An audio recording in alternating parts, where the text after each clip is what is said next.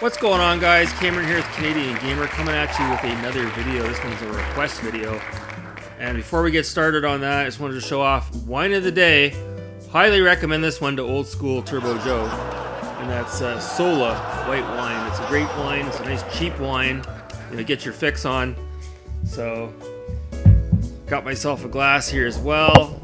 Put the mic up, have a sip of my wine. Cheers. I want to show off album of the day. I haven't done this in a while. I think Marcus will get a kick out of this one. Bought this brand new when it came out. Guns N' Roses, Chinese Democracy. Double LP on 180 gram vinyl.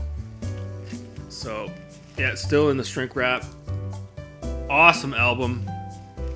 A lot of people, it's kind of like a fine wine. The album got better with age. I remember when that album came out, Death Magnetic came out around the same time as well, along with that other album there from 9 Inch Nails there, The Slip.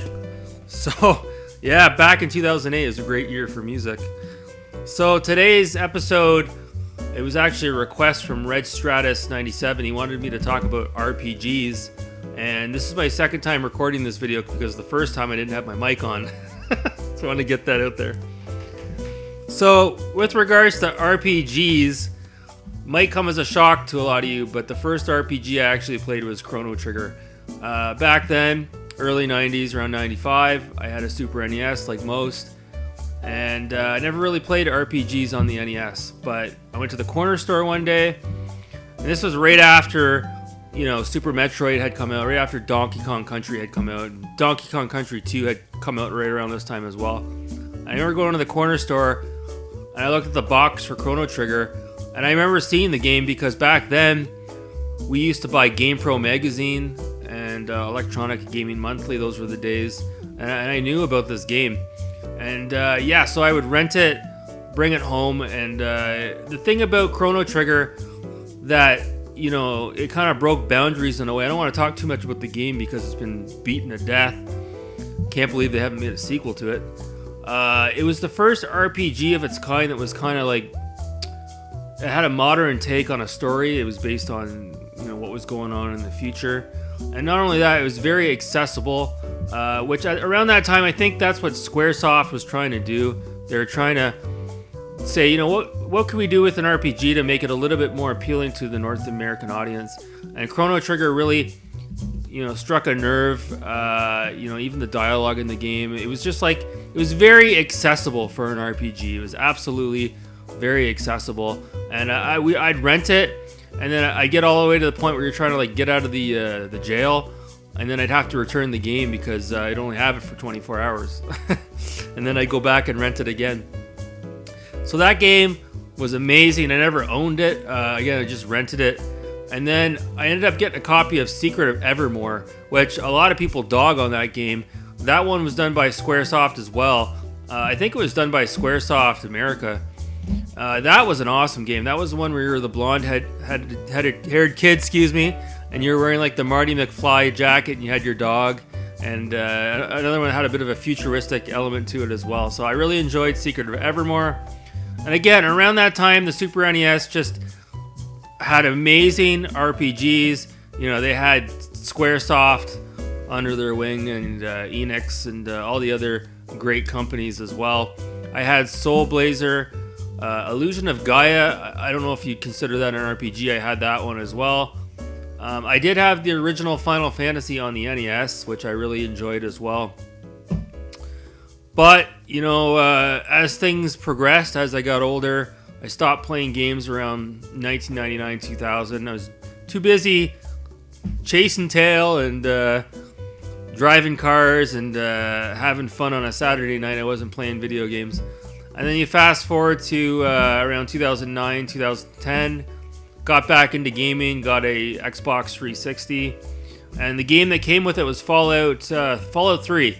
And it's just weird how things progressed as far as what's considered a role-playing game, because back in the day, if it was a turn-based game like Final Fantasy, that was basically an RPG.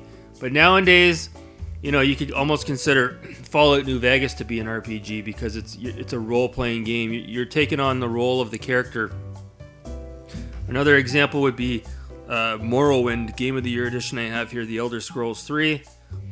Again, would you consider this an RPG, or would you consider it an action-adventure? The lines have been blurred. To me, an RPG will always be turn-based. That's just my opinion. So yeah, I wanted to share a few more games I have in my collection here that could be considered RPGs. Shenmue 2 for the original Xbox. Now this is a legit RPG right here, Sword of Vermilion for the Sega Genesis. Not a very good game. This is like an earlier RPG. You know, one of the ones where like when you went into battle, the screen would be like first person perspective. It was just not very good, but I do have it. I have this one here, which is actually, I played a little bit of it, Final Fantasy Legend 3. Very accessible. Again, would you consider this an RPG or maybe an action-adventure game in the same veins as The Legend of Zelda? Maybe A Link to the Past, Link's Awakening. Good game as well. Final Fantasy 3 on the Super NES was another good one. The Super NES, like I said, it really had a lot of good RPGs. One of the games that came out on the Super NES that I didn't like was Super Mario RPG. See, in that one there, Nintendo took, I guess, the 3D rendering from what they used in Donkey Kong Country with Rare and Killer Instinct, and they tried to model it in this RPG. And Mario RPG was like a 3 1/4 overhead perspective, and I could never get around that. And they were trying to make a storyline out of the Mario characters. It just came off as forced, and I never really liked that. This game here I picked up recently at Value Village. I picked it up because this game used to be really expensive, but it's gone down in price ever since it got re-released on the current gen. And that's Tales of Vesperia for the Xbox 360. So I don't plan on playing this. It's not something that really interests me, but the price was right. I think I paid $5.99 for it, complete in box. Who knows, maybe someday it'll go back up in price. So I guess what I'm getting at is, do I play RPGs anymore? Again, it all depends on what you consider an RPG. I love the open world games like Fallout and obviously Elder Scrolls. Used to play those games all the time. But as far as the turn-based RPGs are concerned, do they even make those anymore? Is Diablo turn-based? I don't even know. I haven't played Diablo before. But yeah, as far as like the old school RPGs, I don't want to knock anybody out there that plays those. But for me, I'm 37. To pick up a game like Chrono Trigger as an example, it just, to me anyways, it just doesn't resonate the same way. When you're a child, in this case, how old was I when I played that game? I must have been 12, 13 years old. It's completely different. But now I'm 37, I put in a game like that and my brain just turns to mush. I can't get into the, it's kind of childish, That's just my opinion on it.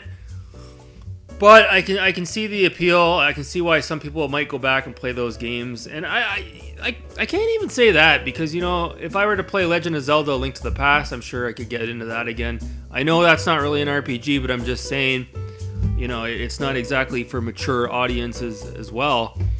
But I don't know. Maybe I should go back and try out Chrono Trigger one of these days. It's just the biggest problem with RPGs is trying to find the time. And I know that's I guess a cop-out or an excuse, but I've been so busy lately. Sometimes you feel like life's never going to slow down.